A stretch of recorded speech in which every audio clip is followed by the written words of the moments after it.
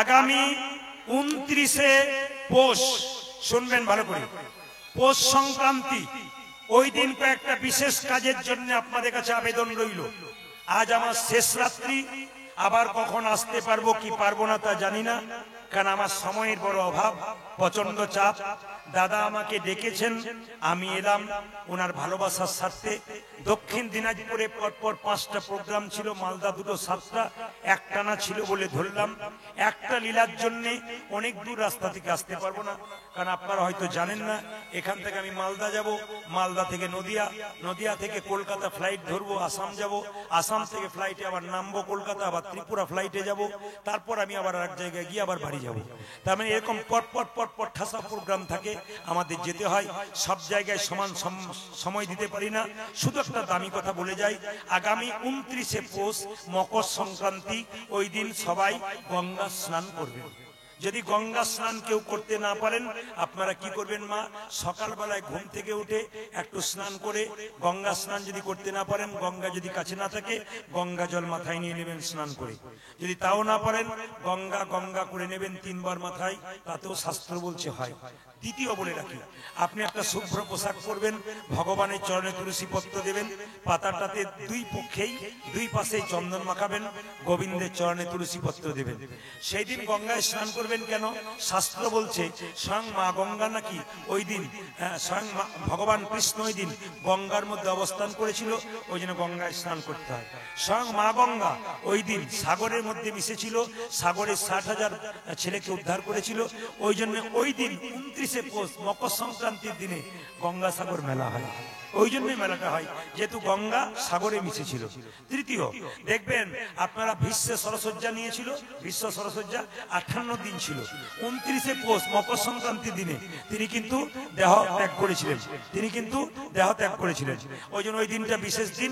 বলে রাখি মায়েরা, ওই দিন আপনারা কি করবেন, আপনাদের কাছে নিবেদন রইল, সবাই কীর্তন করবেন, ওই দিন বাড়িতে নিরামিষ করবেন। যদি 29শে পৌষ কেউ বাড়িতে নিরামিষ না করেন, সারা মাসটা আপনার বেকার গেল। এই পৌষ মাসটা হচ্ছে লক্ষ্মী মাস, এই মাসটাকে সবাই সমর্থন করে হিন্দু জাতির মানুষ কেন পৌষ মাসটাকে লক্ষ্মী মাস বলি আমরা। সবার কাছে নিবেদন রইল মায়েরা, আপনারা ভগবানের চরণে প্রদীপ দেখাবেন। সবাই তো জানেন ভগবানের চরণে প্রদীপ দেখাবেন, ঘিয়ের প্রদীপ কবার, 4 বার দেখাবেন, নাভিতে কবার দেখাবেন, 2 বার দেখাবেন, মুখমণ্ডলে কবার দেখাবেন, 3 বার দেখাবেন, গোটা শরীরে কবার দেখাবেন মা, 7 বার দেখাবেন। ওই প্রদীপটা নিয়ে গিয়ে কোন দেবতা বা দেবীকে দেখাবেন, তার চরণে দেখাবেন না, তার বদনে দেখাবেন। খুব মাথায় রাখবেন, ওই প্রদীপটা ওই দিন দেখাবেন। তৃতীয় বলে রাখি, আপনারা ঘিয়ের প্রদীপ যদি দেন, ভগবানের ডান দিকে দেবেন, আর তিল বা তেলের প্রদীপ ভগবানের বাঁ দিকে দেবেন। প্রদীপের নিচে কিছু দিতে হয়, এমনি প্রদীপ রাখতে নাই। প্রদীপের নিচে ধান দিতে হয়, চাল দিতে হয়, কিংবা গম দিতে হয়, তার উপরে প্রদীপটা রাখতে হয়। শুধু শুধু প্রদীপ রাখতে নাই। 29শে পৌষ আপনারা সবাই পালন করুন। সবার কাছে নিবেদন রইল, আপনাদের সকলের মঙ্গল হবে। কোচিহারেও দেখতে পেলাম আমি, অজস্র ভক্তের মধ্যে প্রচুর ভক্ত হাত তুলেছে একাদশী করার জন্য। যারা শিক্ষিত মানুষ, জ্ঞানী মানুষ, তারা নিরামিষ খেতে চান না। মাথার মধ্যে এইটা ঢুকে আছে, আমিষ খেলে নাকি ব্রেন পাকা হয়, নিরামিষ খেলে নাকি ব্রেন দুর্বল হয়। আমি যুক্তি দেখাবো, আপনারা উত্তর দেবেন। ভারতবর্ষের সবচাইতে বিখ্যাত ব্যাটসম্যান সচিন টেন্ডুলকরকে যিনি পেরিয়ে গেলেন, তার নাম বিরাট কোহলি। চরিত্র ঘেটে দেখুন, চিরকাল নিরামিষ খেয়েছেন, এখনো নিরামিষ খায়, ব্যাটের পর ব্যাট 6 মারছে। মাছ মাংস খেয়ে 6 মারতে পারছেন না আপনি আমি। বিরাট কোহলি 6 মারছে নিরামিষ খেয়ে। ভারতবর্ষের যিনি ক্যাপ্টেন রোহিত শর্মা, ঘেটে দেখুন ইতিহাস, নিরামিষ ভোজি, ব্যাটের মধ্যে ছক্কা চলছে। যিনি বিরাট কোহলির স্ত্রী, তার নাম অনুষ্কা। ওই মেয়েটির দিকে তাকিয়ে দেখুন, এই বয়স থেকে নিরামিষ শুরু করেছে। বিখ্যাত বিজ্ঞানী আইনস্টাইন, চরিত্র ঘাটুন, বিখ্যাত বিজ্ঞানী নাম্বার 1, তার চরিত্র ঘাটুন, জীবনে আমিষ মুখে দেখে নাই, নিরামিষ খেয়েছে। প্রশ্ন করবেন আপনারা, এইবার কি করে বোঝাবেন আমাকে যে আমিষ খেলে ব্রেন তৈরি হয়, নিরামিষ খেলে হয় না। তাকান আমার দিকে, যে যেখানে বসে আছেন, যত বড় বড় গুণীজন জ্ঞানীজন আছেন নিরামিষের পথে হেঁটেছে। আমি এক জায়গায় কীর্তন করছিলাম, একজন স্কুল টিচার, তিনি রিটায়ার করবেন, তার বয়স 60 পেরিয়ে গেছে, এই 60 ঢুকবো রিটায়ার করবেন পরের বছর। তাকে দেখে মনে হচ্ছে যেন 45 বছর বয়স। জিজ্ঞেস করলাম এত সুন্দর শরীরটা রেখেছেন কি করে? বলে বাচ্চা থেকে আমার বাবা মা শিখিয়ে দিয়েছে আমিষ খাওয়া চলবে না। আমি খাই না, আমার মেয়ে ডক্টরেট করছে, ও খায় না, আমার ছেলে খায় না। ছেলেগুলোর চেহারা দেখুন, চকচক করছে। সাধুগুরু বৈষ্ণব নিরামিষ খাচ্ছে, প্রায় 10 কিলোমিটার হেঁটে চলে যাচ্ছে। আর যারা আমিষ খাচ্ছে তাদের কারো কোমরে ব্যথা, নালে হাঁটু ব্যথা, নালে পেট মোটা, নালে ঘাড় মোটা, না হলে সুগার, না হলে অম্বল, এই জন্য মুটিয়ে যাচ্ছে, খালি খাবার খাচ্ছে। একবার খাবার বন্ধ করুন, চুপচাপ এই তাকাবেন মায়েরা, কি বললাম, একবারে হয়ে যাচ্ছে। অনুকূল ঠাকুর বলেছেন যারা আমিষ খায় তারা কলা গাছের মতো হুড়হুড় করে বাড়ে আর হুড়হুড় করে পড়ে। যারা নিরামিষ খায় তারা বট গাছের মতো ধীরে ধীরে বাড়ে, বহুদিন পরে মরে। দেখে নেবেন, আমিষ খাওয়া লোকের চাইতে নিরামিষ খাওয়া লোকের রোগের সংখ্যা কম। রোগ সবার আছে, বেশি কাদের আমিষ খাচ্ছে যারা, তাদের নিরামিষ খাচ্ছে তাদের রোগ কম। বড় বড় বৈষ্ণবরা 80-90 বছর বয়স এখনো হাত তুলে কীর্তন করছে। আপনি মাছ মাংস খাচ্ছেন, 50 বছরে নিতাই গৌর হরিবল হয়ে যাচ্ছেন, 1000 রকম লোকের বাসা বেঁধেছেন। অনুকূল ঠাকুর বললেন যে যত ত্যাগী সে তত নিরোগী, যে যত ভোগী সে তত রোগী। কিছু মনে করবেন না, সিনেমার নায়ক নায়িকা 50 বছর বয়স, দেখে মনে হবে 35 বছর বয়স। চমকে যাবেন, খাবারের হিসাব শুনলে চমকে যাবেন। সেদ্ধ খাবার খায়, তেল খায় না, মশলা খায় না, নিরামিষ জাতীয় খাবার খাবার পছন্দ করে। শরীর দেখুন ফিট হয়ে আছে। আর কত উদাহরণ দেব, যদি পশুর দিকে যাই তাহলে দেখবেন বাঘ মাংস খায়, হরিণ ঘাস খায়। হরিণকে বাঘ তেড়ে নিয়ে বেড়ায়, হরিণকে ধরতে পারে না, এত স্পিড হরিণের। কিন্তু হরিণ যখন হোঁচট খেয়ে পড়ে যায় তখন বাঘ ধরে, ধরতে না পারলে বাঘ করে, কিন্তু হরিণ দৌড়ায় তার আগে হ্যাঁস ফ্যাঁস করে না, কিচ্ছু করে না। সবাই লক্ষ্য করবেন, গরু নিরামিষ খায়, ঘাস খায়, কত বোঝাই করা মাল সে টেনে নিয়ে যাচ্ছে। আপনাদের আর কত বোঝাবো? নিবেদন আপনাদের কাছে, আপনি নিরামিষ খান, আপনি ফিট থাকুন। বিখ্যাত বিখ্যাত বিজ্ঞানীরা নিরামিষ খেয়েছেন, বড় বড় জ্ঞানীজনরা খেয়েছেন। নিরামিষ খেলে শরীর ভালো থাকে। একাদশী ছেলে না মেয়ে? জোরে বলুন। ছেলে। একজন বলছে ছেলে, মেয়ে। আচ্ছা মায়েরা, একাদশীর জন্ম কোথা থেকে? ভগবান বিষ্ণুর সঙ্গে একটা অসুরের যুদ্ধ হচ্ছিল। অসুরটা বিষ্ণুকে পারছে না, ভগবান বিষ্ণু চালাকি করে গুহাতে ঢুকে গেল। আর অসুর সঙ্গে সঙ্গে বলল, এবার তুমি যাবে কোথায়? এবার তোমাকে ছেড়ে কথা কইব না। যে না অসুর মারতে গেল ভগবান বিষ্ণুকে, ভগবান বিষ্ণু তার শরীর থেকে একটা জ্যোতিষ সৃষ্টি করলেন। সেই জ্যোতি থেকে একটা রমণীর জন্ম হলো, মেয়ে।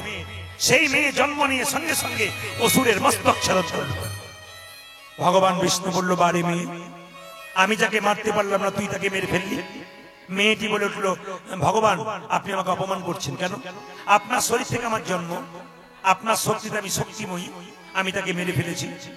বলো প্রভু। বলে কি? আমি যে মেয়ের রূপে জন্ম নিলাম, আমার জায়গা কোথা হবে? আমাকে এমন জায়গায় দাও যেন পবিত্র হয়। ভগবান বললেন, তোমার নাম রাখলাম একাদশী। যে সমস্ত মানুষ টাকা পয়সা নাই তীর্থে যেতে পারে না, তীর্থের ফল সব ভোগ করবে যদি তোমার মধ্যে কেউ বর্তমান হতে পারে, একাদশী করতে পারে। শাস্ত্রের দিকে গেলে মায়েরা সব তীর্থের ফল এক জায়গায় পাবেন যদি আপনারা একাদশী করতে পারেন। ভালো করে শুনবেন সবাই। এই একাদশী কেন করবেন? বিজ্ঞানের যুক্তি কি? বিজ্ঞান কি যুক্তি দেখাচ্ছে দেখুন আপনারা। বিজ্ঞান যুক্তি দেখাচ্ছে, একটা মেশিন যখন প্রতিদিন কাজ করছে, সপ্তাহে একদিন তাকে রেস্ট দিচ্ছে। কোম্পানিতে চাকরি করুন, 7 দিনের মধ্যে একদিন রেস্ট। কেন? মেশিন কাজ করছে, একদিন তাকে রেস্ট দেওয়া দরকার। আমাদের শরীরে কলকবজাগুলো প্রতিদিন কাজ করছে, একদিন একাদশী করলে একে রেস্ট দিন, এ দীর্ঘ জীবন লাভ করবে, আরো শক্ত হবে, আরো ঠিক থাকবে। বিজ্ঞান বলছে। আপনারা সবাই লক্ষ্য করবেন, যদি আপনারা একাদশীর দিনে খেতে পারবেন, নির্জলা একাদশী করলে ভালো। এখন নির্জলা একাদশী করলে প্রায় লোকের তো গ্যাস হয়ে যায়, ওটা উত্তম একাদশী করতে পারলে ভালো। না করতে পারলে কি করবেন মা? মধ্যম একাদশী। কি কি? ফল খাবেন, সবজি খাবেন, দুধ খাবেন, দুধ থেকে তৈরি যা কিছু জিনিস খাবেন, কিন্তু মাথায় রাখবেন সেদিন কিন্তু যত কম খেতে পারবেন তত আপনার লাভ। সেদিন খাবো খাবো ভাব থাকলে হবে না। একাদশী মানে আমি খাই না এটা নয়, একাদশী মানে শর্ত। কি শর্ত?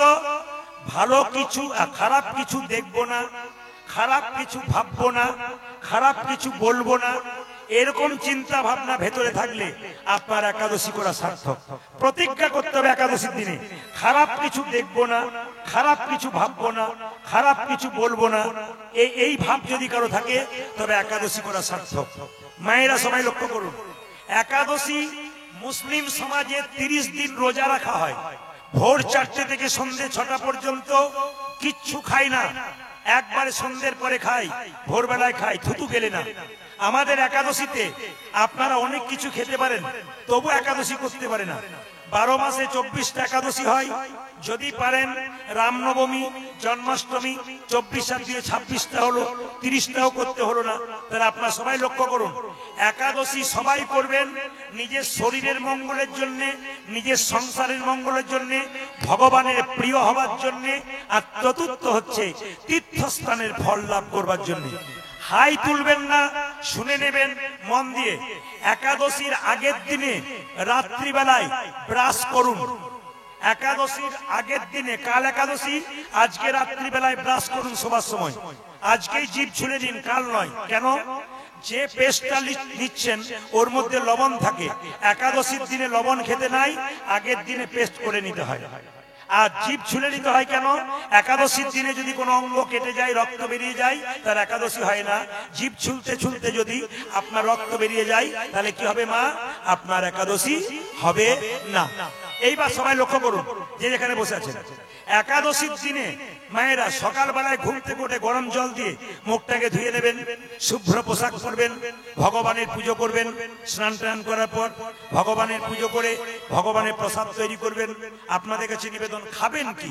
নির্জলা একাদশী উত্তম একাদশী। যদি কেউ না থাকতে পারেন, অনেকে বলে আমি মেডিসিন খাই, আমি করতে পারবো না। বিধি আছে, যদি কেউ অসুস্থ থাকেন তিনি মেডিসিন খেতে পারেন, কোনো অসুবিধা নেই। এইবার বলে দিই, একাদশীর দিনে আপনি একটা সবজি করতে পারেন। কি কি দিয়ে? কাঁচা কলা, পেঁপে, আলু। সরষের তেল ব্যবহার করবেন না, আপনি সাদা তেল ব্যবহার করবেন, ঘি ব্যবহার করবেন। গায়ে সরষের তেল মাখবেন না। কি মাখবেন মায়েরা? কি মাখবেন? নারকেল তেল মাখবেন। না পারলে ভালো, কোনো অসুবিধা নেই। সেদিন কিন্তু বিছানায় শোবেন না যেখানে আপনি প্রতিদিন শোন। নিচে কম্বল পেরে সুস্থভাবে সুন্দর বিছানায় শয়ন করবেন পবিত্রভাবে। দেখুন কত পবিত্রতা ভাব আছে, আপনার জীবন পাল্টে যাবে, আপনার সংসার পাল্টে যাবে। আপনি ভাবতেই পারবেন না আমি কি ছিলাম, আমি কোন জায়গায় এলাম। আমি বারবার নিবেদন করবো প্রত্যেকটা সনাতন ধর্মের মানুষের কাছে, আপনারা একাদশী করুন। একাদশী করলে জীবন সফল হবে। এইবার আপনাদের বলে যায় মায়েরা, যদি একাদশীর দিনে আপনারা লবণ খাবেন, কিন্তু সন্দক লবণ ব্যবহার করবেন, এই লবণ নয়। আচ্ছা আচ্ছা, হ্যাঁ, মন্দিরের উন্নয়ন কল্পে এখানকার ছেলেরা কালেকশন করছে, আপনারা দান করবেন। যখন আপনাদের কাছে যাবে ধীরে ধীরে কিন্তু আপনারা দান করবেন। আপনাদের কাছে নিবেদন রইল, মন দিয়ে কীর্তন শুনুন, একদিকে দান করবেন। সবাই লক্ষ্য করুন মায়েরা, একাদশীর দিনে নির্জলা একাদশী করলে কি বলে ওটাকে? উত্তম একাদশী। ফলমূল দুধ খেয়ে সবজি খেয়ে একাদশী করলে কি করা হয়? মধ্যম একাদশী। অনেক জায়গায় আবার বলে, গুরু রাখি বলে, আটা খেয়ে একাদশী করো। ওই দিন একাদশী হয় না, আটাদশী হয়। একাদশী হবে না। কিন্তু আমি একবার মালদাতে গান করতে এসেছিলাম, একজন ব্যক্তির বাড়িতে আমার বাসা। তিনি বললেন, প্রদীপ বাবু আজকে তো একাদশী। বললাম হ্যাঁ, করবেন? বলে হ্যাঁ। ও মায়েরা, কি দিয়েছে দেখুন, 4 গ্লাস দুধ দিয়েছে, 4 রকমের পায়েস দিয়েছে, 3-4 রকমের সবজি দিয়েছে, 2 থালা ফল দিয়েছে। আমি মনে মনে ভাবলাম, এইরকম একাদশী হলে তো আমি প্রতিদিন করব। এটার নাম কোন একাদশী নয়, উত্তম একাদশী, নির্জলা একাদশী, মধ্যম একাদশী ফলমূল খেয়ে। আর আমি যে একাদশী করেছিলাম ওটা উত্তম নয়, মধ্যম নয়, ধমাধম একাদশী। ধমাধম একাদশী করবেন না, উত্তম একাদশী করবেন। এই যে তুলসীর মালা আপনারা পড়েছেন, আপনারা পড়বেন। তিলক নিয়েছেন অনেক বাবা, প্রণাম জানাই তাদেরকে যারা তিলক নিয়েছেন। একটু বলে রাখি মায়েরা, আমি তিলক নিয়েছি, আপনারা নেবেন। কিন্তু একটা সবচাইতে লজ্জার ব্যাপার আমাদের হিন্দুদের, কি বলুন তো, কেউ যদি তিলক নেয় পাশের বাড়ির লোকটা দেখবেন তার পেছনে লেগে যায়। আমার পাশের বাড়িতে একটা মেয়ে 25 বছর বয়স, তিলক নিয়েছে, মালা নিয়েছে, পাশের বাড়ির 5 জন বলা বলি করছে, বাবারে দিদি হারানের বউ বোধহয় প্রথমেই ভগবানকে পেয়ে যাবে, ওর কি ঢং, দিদি মালা নিয়েছে, তুলসীর মালা নিয়েছে, তিলক নিয়েছে। এইটা আমাদের লজ্জা। কিন্তু জেনে নিন যারা কৃষ্ণ ভক্ত আছেন, হাতি চলে বাজার, কুত্তা ভুকে হাজার। হাতি রাস্তা দিয়ে যাবে, কুকুর ঘেউ ঘেউ করবে, হাতি তার দিকে তাকাবে না। যারা কৃষ্ণ ভক্ত তারা হাতির মতো, যারা নিন্দুক তারা কুকুরের মতো, নিন্দুকের দিকে কেউ তাকাবেন না, কৃষ্ণ ভক্ত যারা হবে। এটা আপনাদের কাছে নিবেদন রইল। মায়েরা, এই যে তিলক আপনারা করবেন, সহজ পদ্ধতি বলে দিই, কাল থেকে আপনারা এই পদ্ধতিতে তিলক করবেন। যদি কেউ মনে করেন যে তিলক কেউ দেখতে পাবে না কিন্তু আমি করব, তাহলে আমি তার উপায় বলে দেবো। আপনারা বাড়িতে স্নান করবেন, হাতে জল নেবেন, তাকান আমার দিকে, কোন তিলকের চিহ্ন থাকবে না। যারা মনে করেন যে আমরা তিলক নিলে আমাদের লজ্জা লাগে, তাদেরকে বলে যায় আমার দিকে তাকান। শাস্ত্র বলছে জল তিলকের বিধি আছে। আপনি স্নান করবেন, সবার কাছে নিবেদন রইল, যে যা খাচ্ছেন খান, কিন্তু কাজটা করুন। স্নান করার পর কি করবেন? হাতে জল নেবেন, এই আঙ্গুলে করে জলটা নিয়ে হরে কৃষ্ণ কৃষ্ণ কৃষ্ণ হরে হরে, হরে রাম রাম রাম হরে হরে। কি করবেন? তিলক করে নেবেন। জল তিলক কেউ দেখতে পাবে না, কিন্তু আপনার তিলক হয়ে গেল। আমি যেমন তিলক করেছি, এরকম জল দিয়ে আপনি তিলক করে নেবেন। এবার কেউ দেখতে পেল না, জল তিলক হলো, আপনার লাভ হলো। 2, যদি মনে করেন যে আমি একটু তিলক নিলে কেউ যদি আমার দেখে নাই, মহাপ্রভু বলেছেন আপনি আচরি ধর্ম অপরে শেখাই, আপনি না আচরিলে অপরে শেখানো না যায়। নিজে করবেন, অপরকে শেখান। কিরকম? আপনি তুলসী মঞ্চে জল ঢালার সময় তুলসী মঞ্চের মাটি, মানে গাছের নিচে যে মাটি, ওই মাটিটা এই আঙ্গুলে করে হরে কৃষ্ণ মহামন্ত্র নিয়ে এখানে ফোঁটা নিয়ে নেবেন। বিরাট লাভ, কিন্তু সবার কাছে বলে যায় বিরাট লাভ, বিরাট লাভ আপনাদের। শুধু 1 মাস করে দেখুন আপনার ভাগ্য পাল্টে কিনা, তুলসী দেবীর কৃপা হয় কিনা, কৃষ্ণের কৃপা হয় কিনা। কি করবেন? স্নান করার পর প্রত্যেকেই তুলসী গাছে জল দেবেন, বাচ্চা থেকে বয়স্ক সবাই। তুলসী গাছে জল দেওয়ার নিয়ম হচ্ছে সূর্য ওঠার পর থেকে সূর্য ডোবার আগে পর্যন্ত, যে কোনো সময় দিতে পারেন। সূর্য ওঠার আগে দেবেন না, সূর্য ডোবার পরে দেবেন না। সূর্য ওঠার আগে থেকে সূর্যটার ডোবার মাঝে পর্যন্ত, মানে শেষ পর্যন্ত আপনি দিতে পারেন। এইবার আপনি মাটিটা কি করবেন? নিয়ে কেন হরে কৃষ্ণ মহামন্ত্র বলে ফোঁটা দিলেন। প্রশ্ন হবেন, প্রদীপ বাবু আমি কেন এই আঙুলটা ব্যবহার করব?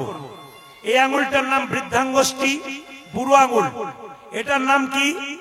এটার নাম কি? তর্জনী। এটার নাম কি? মধ্যমা। এটার নাম কি? অনামিকা। এটার নাম কি? কনিষ্ঠা। এখন প্রশ্ন হবে, আপনি এই আঙুলটা করে কেন আপনি তিলক নেবেন? শাস্ত্র বলছে এই অনামিকা মানে কারো নাম নয়, যে অনামিকা মানে নাম নেই তা নয়। অনামিকা হলো ভগবান বিষ্ণুর আঙুল। এই আঙুলটা কি করবেন মা? যারা গুরুমন্ত্র নিয়েছেন তারা তাকিয়ে দেখুন তো, আমি মিথ্যা বলছি না সত্য বলছি। গুরুমন্ত্র নেবার সময় কোন আঙুল থেকে ব্যবহার করা হয়? জোরে বলুন। সব সময় এই আঙুল থেকে ব্যবহার করা হয়। এই আঙুলটা অনামিকা, ভগবান বিষ্ণুর আঙুল। এই আঙুলে করে তুলসী পাতা গোবিন্দকে দেবেন, এই আঙুলে করে বাতাসা গোবিন্দকে দেবেন। ভগবানের ব্যাপারে যে কোনো ব্যবহার করবেন তখন কিন্তু আপনারা এই আঙুলটাই ব্যবহার করবেন, আপনাদের জীবন কিন্তু সফল হয়ে যাবে। যদি সাধ্য সাধন করতে চান, ভগবানের কৃপা পেতে চান। তুলসীর মালা যারা পড়েছেন তারা ভালো করেছেন। যদি কেউ পড়তে না পারেন, মনে করেন যে আমার মাছ মাংস খাবার ইচ্ছা আছে, আপনি বেলের মালা পড়ুন। কেন? সাইকেলে চাপতে গেলে প্রথমে হাফ পেডেলে চাপে, তারপর সিটে চাপে। আগে আপনি হাফ পেটেলে চাপতে শিখুন, তবে তো সিটে চাপবেন। বেলের মালাটা পরুন না, আপনি যা খাচ্ছেন খান। যখন বেলের মালা পরবেন তখন আপনার আস্তে আস্তে রুচি কমবে, যে আমি এবার আর এগুলো নেবো না, তুলসীর মালা নেব। আপনার ভক্তি কিন্তু আস্তে আস্তে জন্মাবে। যে কোনো কাজ করুন, বড় বড় মহাজন মহাজ্ঞানী যারা পৃথিবীতে বড় হয়েছে সবাই কিন্তু ধর্মকে সঙ্গে করে হয়েছে। যিনি আমাদের মনমোহন সিং প্রধানমন্ত্রী ছিলেন, মাথার পাগড়িটা চেঞ্জ করেছিলেন, জেনে বলবেন হ্যাঁ না? মনমোহন সিং মাথার পাগড়িটা ওর মা বাবা শিখিয়ে দিয়েছে, তুই যতই বড় হ না কেন মাথার পাগড়ি তো থাকবে, আপন ধর্ম থাকবে, নইলে তুই উঠতেও পারবি না উপরে। ধর্মকে ঠিক রেখে কাজ করতে হবে, আপনার জীবন সুন্দর হবে। অধর্ম করবেন আপনি পাপের পথে যাবেন, নোংরার পথে যাবেন। বহু প্রমাণ পাচ্ছেন সমাজ জীবনে যে পাপ করলে আমরা কোন জায়গায় পৌঁছাচ্ছি। আমরা পাপ করব না, চেষ্টা করব যতটা পুণ্য করবার, আমার ছেলে মেয়ে ভালো হবে, আমার সংসার ভালো হবে। সবাই লক্ষ্য করুন মায়েরা, তুলসীর মালা পরে কিন্তু আমিষ খাওয়া যায় না, মাছ মাংস ডিম। কিন্তু একজন আমাকে বলছে, প্রদীপ বাবু এখন মালা পরলে খাওয়া যায়। বলে কেন? মালার এখন সিস্টেম চেঞ্জ, প্যাঁচ সিস্টেম। সকালবেলায় দুপুর বেলায় নিমন্ত্রণ আছে, ভোজবাড়ি চলে গেলাম, প্যাঁচ খুলে দিলাম। আবার সকালবেলায় স্নান করে প্যাঁচ লাগিয়ে দিলাম। এই প্যাঁচ লাগা পড়া পড়লে আপনি প্যাঁচেতেই পড়ে যাবেন। এখনকার বাচ্চারা বড় হলে মা বাবাকে দেখে, জোরে বলবেন আপনাদের দক্ষিণ দিনাজপুরে দেখে, অন্য জায়গায় দেখে না। একটু আমার দিকে লক্ষ্য করবেন, বড় বাস্তবের সঙ্গে মিল আছে। আপনাদের ছেলে মেয়ে বড় হলে বাবা মাকে দেখে, বাবা জোরে বলুন হ্যাঁ না? এরা ইশারা করেছে না, দেখে না। এই রোগটা সব জায়গাতে আছে। আমি আমাদের দেখিয়ে দিই, আপনাকে প্রমাণ দেখিয়ে দিই। আপনার বাচ্চা দেখবে না কেন? বাচ্চা থেকেই তো আপনাকে সিগন্যাল দিয়ে দিয়েছে যে আমি মা বাবাকে দেখবো না। কোথায় বলুন তো? এই দিকে তাকান। বাচ্চা ছেলে যখন ছোট থাকে, মা যখন কোলে নিয়ে থাকে, আমার দিকে তাকাবেন তো সবাই যারা মা হয়েছেন, যখন বাচ্চারা কোলে থাকে পা গুলো নড়ায় না মাথাটা নড়ায়? বলে বলুন, জোরে বলুন। পা গুলো নড়ায়। মা কি বলে? খোকা তুই বড় হবি। পাটাকে নড়িয়ে বলে হব মা। দেখে নেবেন আপনারা। খোকা তুই পড়াশোনা করবি, করব মা। খোকা তুই চাকরি করবি, করব মা। তারপর তোর বিয়ে দেব, বলতে হবে না। আচ্ছা তারপর তুই হবি, আমি হব বুড়ো, তুই হবি আমার ছেলে, আমি বুড়ো হয়ে যাব, আমি তোর কাছে বসে বসে খাবো। বাচ্চা তখন বলে সেটি হবে না। সিগন্যাল দেয় নাই? আবার দেখবেন, কিছু মনে করবেন না, আপনাদের দক্ষিণ দিনাজপুরে নাই, আমাদের ওদিকে আছে। কেউ যদি মারা যায়, ধরুন আপনার মা মারা, আমার মা মারা গেছে ধরুন, তখন দুই চারজনকে বলা হচ্ছে তাহলে এবার চলুন, যেতে পারি কিন্তু আগে মানে চাই আর কি, মানে মরতে গেলেও চাই। যা করবেন, যদি দুর্গা পুজো করবেন দেখবেন দুর্গা পুজো গোটাটাই হয়ে গেল, শেষে দেখবেন আবার পরে মানে সারা পুজোটা সুন্দর করে কাটালো। মানে আমাদের নিয়ম আছে, শাস্ত্রে বোধ হয় যে শেষের দিনে খাবি। এই দিকে তাকাবেন, মজা আছে, কীর্তনের যুক্তি আছে। হ্যাঁ এরা বোঝে, মানে এ একবার পাকা পাটি আছে। এ আরো বড় হলে আরো কত বুঝবে আমি সেইটা ভাবছি। কি সুন্দর এদিকে শোন। দুর্গা পুজোর সময় মায়েরা লক্ষ্য করবেন, একটা ছেলে দুর্গা পুজো করেছে, শেষে সারা 3 দিন ধরে নিরামিষ খেয়েছে, মাকে পুজো করেছে। মাকে যখন বিসর্জন দিতে যাচ্ছে, তখন মা যখন জলে ডুবছে, তখন ও মদ খেয়ে বলছে আবার কবে।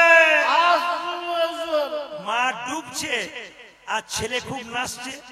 একদিন ওই ছেলেটা নদীতে নৌকাতে পেরোচ্ছে, নৌকাটা ডুবু ডুবু, তখন মাকে ডাকছে, মা প্রতি বছর তোর পুজো করি, আমি নৌকায় ডুবতে চললাম, এবার তুই বাঁচা। মা দুর্গা তখন পারে এসে খুব নাচতে শুরু করেছে। তখন ছেলে বলছে, মা আমি ডুবছি আর তোর মজা হচ্ছে, তুই নাচছিস। বলছে, আমি যেদিন ডুবছিলাম সেদিন তুই কি করছিলি? না কি বলছে? এটা বুঝিস তো? এটাও বুঝি, যেটা বুঝবি না সেটা বলে। সবাই লক্ষ্য করুন মায়েরা, এটা আবার শুনে রাখুন মায়েরা, সবকিছুতেই এইটা কারণটা কি বাচ্চা যখন ছোট থাকে তখন দেখবেন আজকালকার মেয়েদের দেখবেন একা সংসার চলে না, কার বাচ্চাগুলো খাচ্ছে, কিছু মনে করবেন না, আমি মজা করার জন্য বললাম, অপরাধ নেবেন না, লক্ষ্য করুন না, কিছুটা প্রমাণ বটে কিনা আপনারা ভেবে দেখুন। বাচ্চা যখন ছোট থাকে মা কাজে যায়, কাজের মেয়েকে বলে বুকের দুধ দিয়ে চলে গেলাম, সন্ধ্যাবেলায় আসবো বুকের দুধ দেবো, এখন তুই এক কাজ কর বোতলের দুধটা বাচ্চার মুখে দিয়ে দে। ছেলে ওই যে বোতল ধরতে শিখলো, বড়তে বোতল আর ধরা ছাড়লো না। কি বলছেন? কীর্তনে মজা আছে, শিক্ষাও আছে, যুক্তি আছে। আবার দেখবেন এটা বুঝিস, আচ্ছা এটা বুঝিস, কিছু মনে করবেন না, সবাই লক্ষ্য করুন। আবার এখন দেখবেন হিন্দুদের অধঃপতন কোথায় বলুন তো, আস্তে, হিন্দুদের অধঃপতন কোথায়? দেখবেন মুরগির দোকান করেছে, আবার ওপরে লিখেছে শ্রীকৃষ্ণ ব্রয়লার সেন্টার।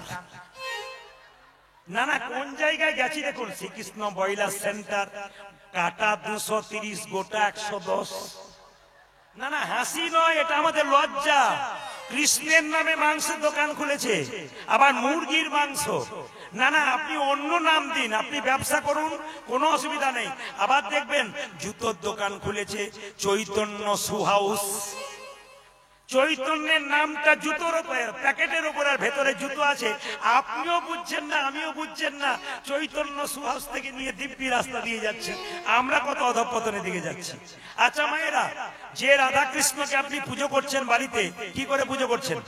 আপনি খুব ভক্তি করে পুজো করছেন, আবার সেই রাধা কৃষ্ণকে আপনি ধূপ দিচ্ছেন, ধূপের প্যাকেটে রাধা কৃষ্ণের ছবি থাকে।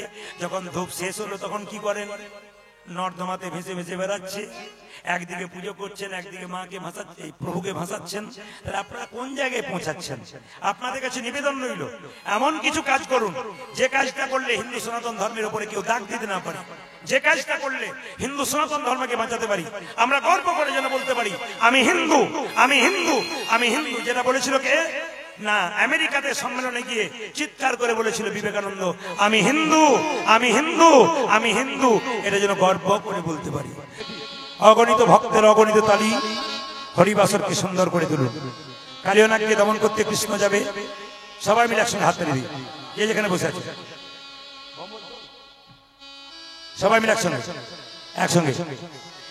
পথ চলিতে আর বলিতে, পথ চলিতে আনি বলিতে, পথ চলিতে আর বলিতে, খালি পথ চলিতে আর বলিতে।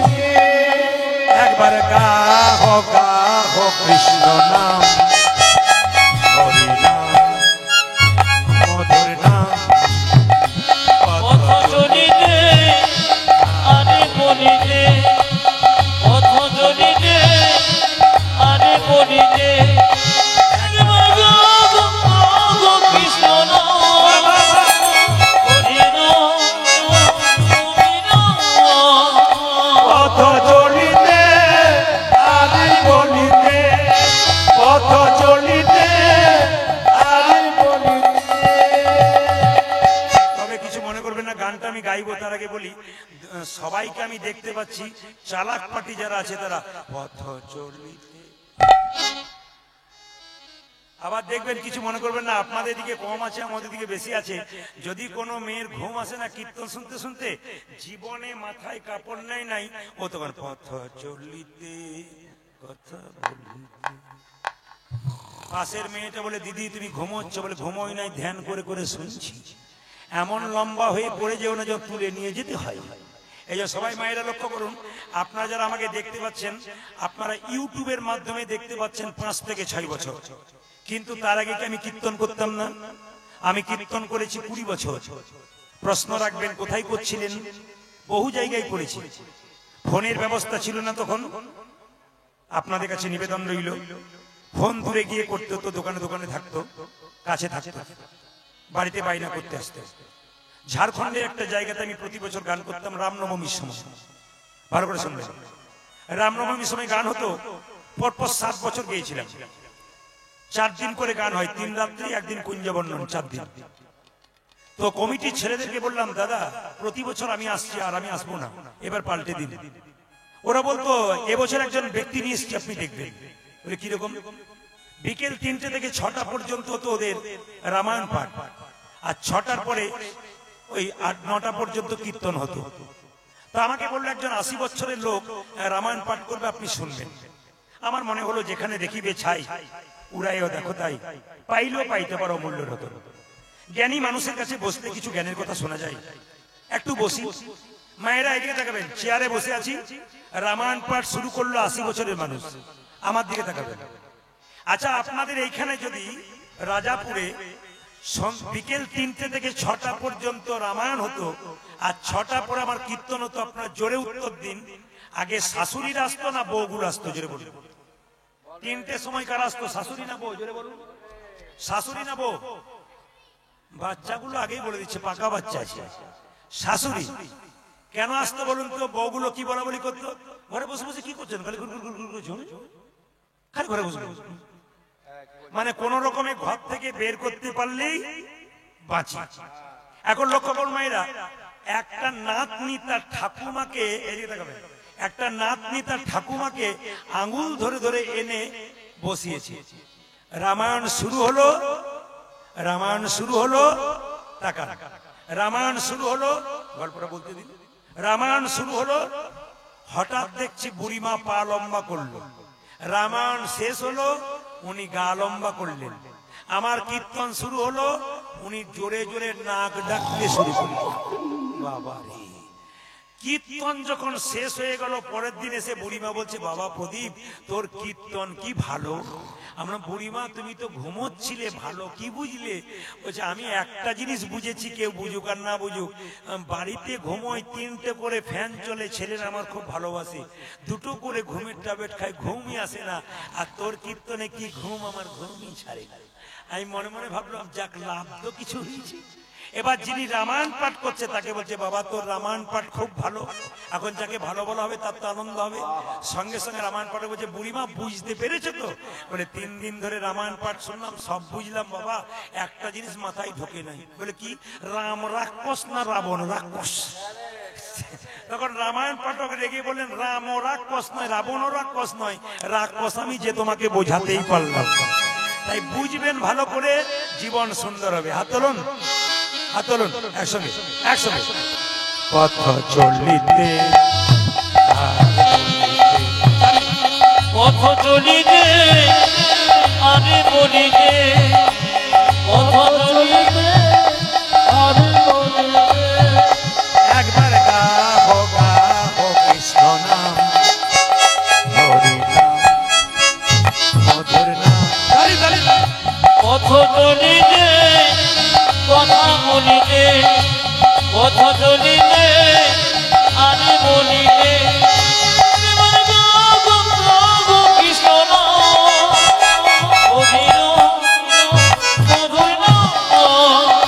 পথ চলিতে আমি বলিতে, পথ চলিতে আমি বলিতে, সানে মুখে আধার, তুমি যে পথ জাতি।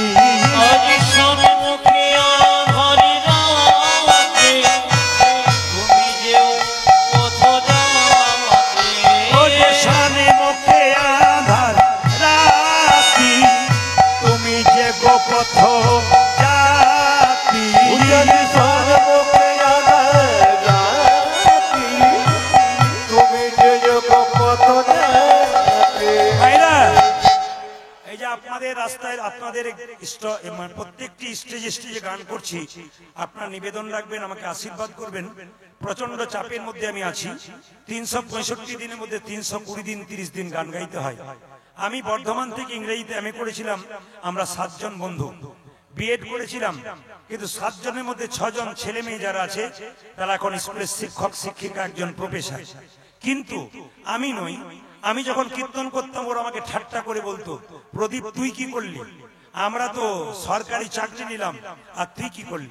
আমি ওদেরকে বললাম, তোরা তো সরকারের চাকর হলি, আমি এমনের জন্য চাকর হলাম যার জন্য এত সাধুগুরু বৈষ্ণবের চরণ আশ্রিত হতে পারলাম। আপনারা আশীর্বাদ করবেন। এখন কিন্তু এখন সেই বন্ধুগুলো আমাকে ঠাট্টা করে না, বলে কি তুই এমন একটা রাস্তায় গেছিস, এত মানুষ আকুল হয়ে ছুটে আসে জ্ঞান অর্জন করার জন্য, আশীর্বাদ কর আমাদেরকে পরের জন্মে যেন তোর মতো প্রতিদিন মালা পড়তে পারি। বললাম চেষ্টা করবি, নিশ্চয়ই হবে। সবাই মিলে মায়েরা হাত হাতে হাতে শানি মুখে আঁধার রাত্রি, তুমি যে গো পথ যাত্রী। আজ সন্মুখে আঁধার রাত্রে, তুমিও গো পথ যাত্রী।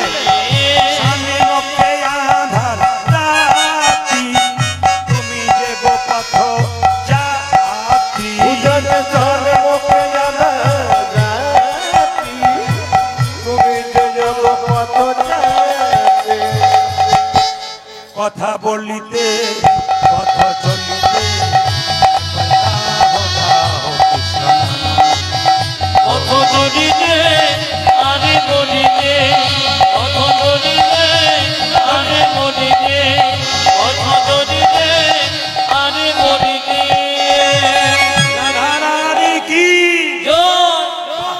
শ্যাম সুন্দর কি, মদন মোহন কি, হরিবাসর কি, ঘুম আসছে তাদের কি, প্রমাণ হয়ে গেল যে আপনার কত ডুবে গেছে। যেরকম রাধা রানী কি, শ্যাম সুন্দর কি, মদন মোহন কি, হরিবাসর কি। ভক্ত যদি কষ্ট পায় ভগবান সহ্য করতে পারে না। শুনবেন ভালো করে, আপনারা বাড়িতে পরীক্ষা করে দেখবেন, আপনাদের গাভীর যদি নতুন বাছুর হয়, তাহলে বাছুরটা যেদিকে দৌড়ে দৌড়ে যাবে, গাভী দড়ি ছিঁড়ে তার পেছন পেছন দৌড়াবে। কেন দৌড়াবে? যদি বাই চান্স বাছুরটা খালে বিলে পড়ে যায়, যদি বাছুরটাকে কেউ কেড়ে নিয়ে চলে যায়, এই জন্য গাভী পাগলের মতো ছুটবে তার গাভীকে রক্ষা করার জন্য। আপনারা যদি কেউ প্রাণ মন দিয়ে ভগবানকে ডাকতে পারেন, যদি রাস্তায় যেতে যেতে উল্টো পথে চলে যান, কুপথে চলে যান, ভগবান গাভীর মতো আপনার পেছন পেছন ছুটবে আপনাদের ভক্তকে রক্ষা করার জন্য। এই জন্য বাবা ভগবানকে ডাকার মতো ডাকতে হবে। আস্তে একটা একটা করে তত্ত্ব বলে দিয়ে যায়। কৃষ্ণকে ডাকছেন, কৃষ্ণ আসল, ঈশ্বর পরম কৃষ্ণ, সচ্চিদানন্দ বিগ্রহ, অনাদির আদি গোবিন্দ, সর্ব কারণের কারণ। এখন দেখুন, যেই না কালিয়ানাগ কষ্ট দেয় ভক্তদেরকে, ভগবান শ্রীকৃষ্ণ মনে মনে ভাবছে, কালিয়ানাগ তুমি আমার শিষ্যদেরকে কষ্ট দাও, সখাদেরকে কষ্ট দাও, ভক্তদেরকে কষ্ট দাও, আজকে আমি কালিয়ানাগকে দমন করব।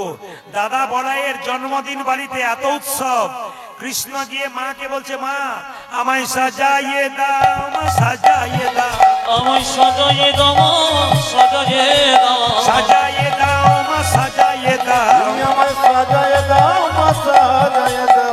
উঠে যাবার সময় হলো, সাজাইয়ে দাও, মা সাজাইয়ে দাও। বাবু আমার কষ্টে যেমন সময় হলো, সাজাইয়ে দাও, সাজাইয়ে দাও। বলতে না আমার সময় হলো, সাজায় দাও, মা সাজায় দাও। আমার আর যে ধৈর্য ধরে না, মা সাজাইয়ে দাও, মা সাজাইয়ে দাও। আমার আর যে ধৈর্য ধরে না, মা সাজায় দাও, মা সাজায় দাও। আমার গোঠে যাবার সময় হলো, সাজাইয়ে দাও, মা সাজাইয়ে দাও। আমার কষ্টে যেমন সময় হলো, সাজাইয়ে দাও, সাজাইয়ে দাও। সিদামে সুদামে দাঁড়াইয়ে আছে, সাজাইয়ে দাও, মা সাজাইয়ে দাও। মাছিদার সুদান বাড়ায় আছে, সাজায় দাও, মা সাজায় দাও। আমার গোঠে যাবার সময় হলো, সাজাইয়ে দাও, মা সাজাইয়ে দাও। আমার কষ্টে যেমন সময় হলো, সাজাইয়ে দাও, সাজাইয়ে দাও। আমার সিদামে সুদামে দাঁড়াইয়ে আছে, সাজাইয়ে দাও, মা সাজাইয়ে দাও। ওতে যাবার সময় হলো, আমার আর যে ধৈর্য ধরে ওতে যাবার সময় হলো, আমি আর যে ধৈর্য ধরি না, ওতে যাবার সময় হলো। আমি আর যে ধৈর্য ধরি না। আমার সাজায় দাও, সাজায় দাও, মা। মায়েরা বলবেন তো, আপনাদের বাড়িতে কারো জন্মদিন, সেদিন যদি আপনার ছেলে বলে আমি স্কুলে যাব, কারা কারা যেতে দেবেন? হাত তুলুন। যেতে দেবেন আপনারা? বাড়িতে অনুষ্ঠান হলে কি বলবেন? যদি পরীক্ষা হয় তবে যেতে দেবেন, তাছাড়া কিন্তু স্কুলে যেতে দেবেন না। কেন, কি বলবেন? আজকে বাড়িতে কত লোকজন আসা যাওয়া করবে, কত ভালো ভালো খাবার হবে, আজকে তুই যাবি কেন বাবা? আজ যেতে দেবো না। মা কি করে? যশোমতী বলছে, গোপাল আজকে দাদা বলাইয়ের জন্মদিন, আজ তোকে যেতে দেবো না। কেন জানিস? 7 নাই আর 5 নাই রে, তুই যে আমার একলা গোপাল। স্বাধীন পাঁচ নাই রে, তুই যে আমার একলা গোপাল। 7 নাই আর 5 নাই রে, তুই যে আমার একলা গোপাল। 7 নাই আর 5 নাই রে, তুই যে আমার মা বলা ধান, তুই যে আমার তুই যে আমার মা বলা ধান। ওরে গোপাল মায়েরা উলুধ্বনি।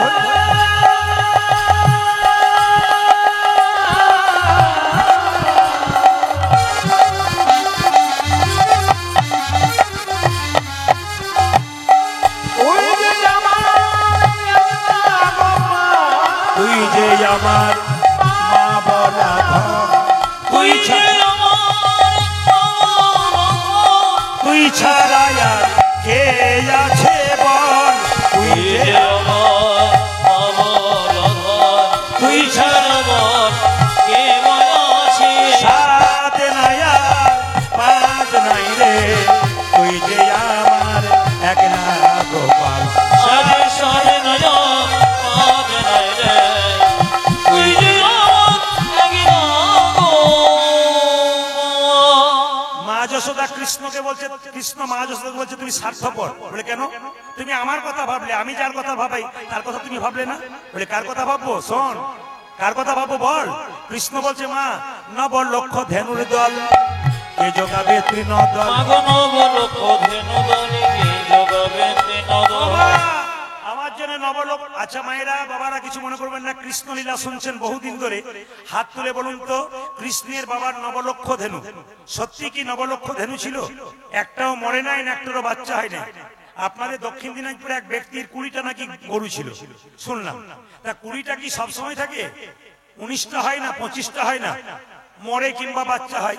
আমরা শুনে আসছি সবসময় কৃষ্ণের বাবার নবলক্ষ ধেনু আছে। আসলে তত্ত্ব কি?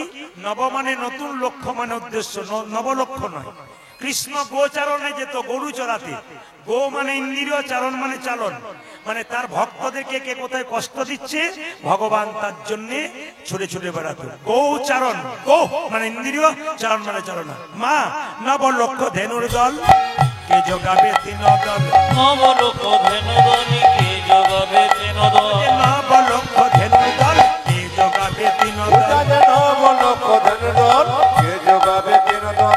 গৃহ মাঝে, গৃহ মাঝে, গৃহ মাঝে রহিতে না পারি, গৃহ মাঝে রহিতে না পারি। গৃহ মাঝে রহিতে না পারি।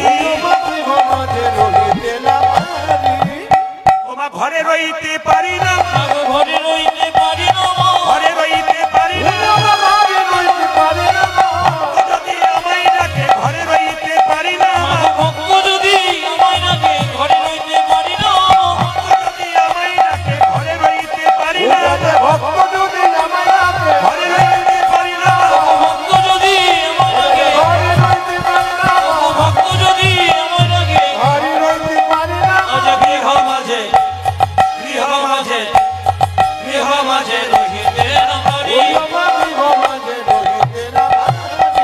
মায়েরা, ভক্ত যদি ভগবানকে ডাকে ভগবান ঘরে থাকতে পারে না। এইদিকে তাকাবেন, ভক্ত যদি ভগবানকে ডাকে ভগবান ভক্তের কাছে ছুটে আসে।